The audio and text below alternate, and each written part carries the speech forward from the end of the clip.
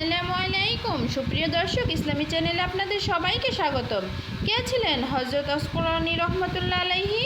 তো চলুন বিস্তারিত জানার আগে ভিডিওটিতে লাইক দিয়ে চ্যানেলটি সাবস্ক্রাইব করে সম্পূর্ণ ভিডিওটি দেখতে থাকুন। হযরত অসকরানীর বাবা ছিলেন একজন সুশিক্ষিত ধার্মিক ব্যক্তি। তিনি তার পুত্রকে আরবি ভাষা শিক্ষা দিতে থাকেন।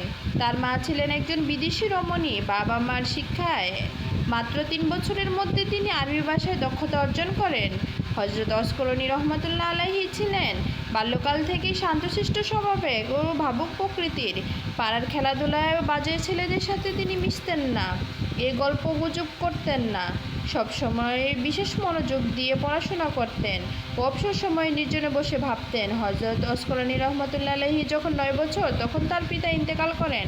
বাবার মৃত্যুর পর তিনি সংসারের হাল ধরার জন্য বাবার দোকানে বসতেন। তাতে যা উপার্জন হতো তা দিয়েই সংসার চালাতেন। এতে